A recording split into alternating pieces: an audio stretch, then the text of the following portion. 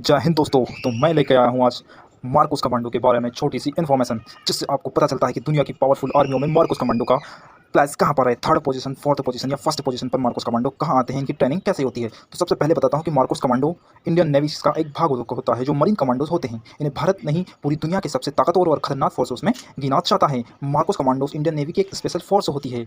Marcos commando अपना काम थल, जल, आग, अग्नि, हवा सभी जगह कर सकते हैं, लेकिन इन्हें स्पेशल ट्रेनिंग नेवी के लिए दी जाती है क्योंकि मार्कोस कमांडो नेवी के ही कमांडो माने जाते हैं।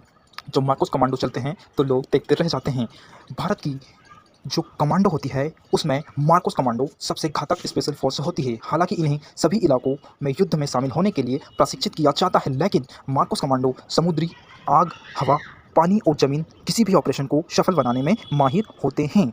इन्हें आग के लिए भी और हवा और पानी यानी जल थल के लिए भी यूज़ किया जाता है। वैसे तो स्पेशल इनको मरीन फोर्स में गिना जाता है, लेकिन MARCOS commando black cat commando के साथ भी अपना ऑपरेशन कर सकते हैं। इन कमांडो को प्रशिक्षित अमेरिका जैसी बड़ी बड़ी जो दुनिया की नंबर 1 कमांडो फोर्स होती है यूएसओ की, उसके साथ प्रशिक्षित किया जाता है। जैसे कि अमेरिका की नेवी सील्स के तर्ज पर इन्हें रेडी किया जाता है और तेज और गुप्त रिएक्शन के लिए इन्हें जाना जाता है। मतलब मार्कोस कमांडो सबसे तेज और सबसे गुप्त जो रिएक्शन होते हैं उनके लिए स्पेशल जाने जाते हैं, क्योंकि इनकी ट्रेनिंग इतनी खतरनाक होती है कि इनको लगभग 3 साल की ट्रेनिंग दी जाती है। इस ट्रेनिंग के दौरान इन्हें मजबूत, तैयार और ताकतवर बनाया जाता है। ये कमांडो अपने आप में एक नेवी होती हैं। मतलब यह कह सकते हैं कि प्रति 1000 जवानों में से एक मार्कोस कमांडो को तैयार किया जाता है। MARCOS commando black cat commando भी इन्हें कहा जाता है, क्योंकि मार्कोस ब्लैक कैट कमांडो के रूप में इन्हें गिना जाता है और एक ब्लैक कैट कमांडो के साथ भी इनकी ट्रेनिंग होती है।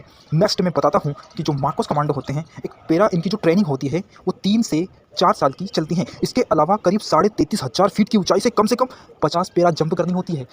कम से कम 50 पेरा जंप, मतलब ये तो मिनिमम 50 पेरा जंप होती है जो कि 33,000 फीट की ऊंचाई से की जाती है। भाई साहब, अगर आप 33,000 फीट की ऊंचाई से नीचे देखोगे तो आपके आँख और चीथड़े खुले रह जाते हैं। लेकिन जब मार्कोस कमांडो को ये जंप करीबन 50+ बार करनी होती है, क्योंकि मिनिमम ही इनकी जो जंप होती है वो 50 बार होती है। और अगर 50 से कम अगर आप करते हो तो आपको मार्कोस कमांडो को में नहीं गिना जाता है, क्योंकि हजारों में से सिर्फ एक को चुनना, मतलब भाई कितना तगड़ा खेल है मार्कोस कमांडो बनना। इसमें क्या होता है कि 20 उम्र के प्रति 1000 युवा सैनिकों में से एक का सिलेक्शन मार्को फोर्स के लिए होता है। समझ रहे हो, 1000 में से एक, मतलब कि सबसे टफेस्ट इसमें सिलेक्शन होता है। उसके बाद भी उन 1000 में से जो एक को चुना जाता है, इसमें से भी कुछ चले जाते हैं भाई साहब, पूरे इसमें नहीं टिकते हैं ट्रेनिंग के दौरान। अब ट्रेनिंग के दौरान क्या करना होता है कि इनको 60 से 65 किलो का वजन और 20 किलोमीटर की दौड़ होती है। मतलब अपनी पीठ पर 60 किलो या 65 किलो का वजन लाद कर इन्हें 20 किलोमीटर की दौड़ रोज कराई जाती है। इसीलिए तो इनको सबसे कठिन सैनिक शामिल होते हैं, सबसे ताकतवर कमांडो इसलिए इनको माना जाता है। मैंने बताया था कि इनको अमेरिकी नेवी सील्स की तर्ज पर तैयार किया जाता है।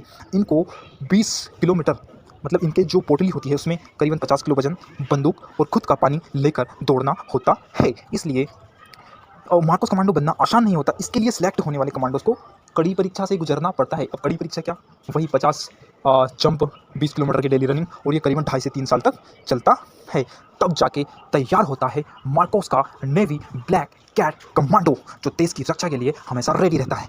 भाई साहब, इनको देश नहीं, देश के बाहर भी इनकी लगभग 1 साल की ट्रेनिंग होती है, तब जाके ये कमांडो तैयार होते हैं। तो thanks for watching this video.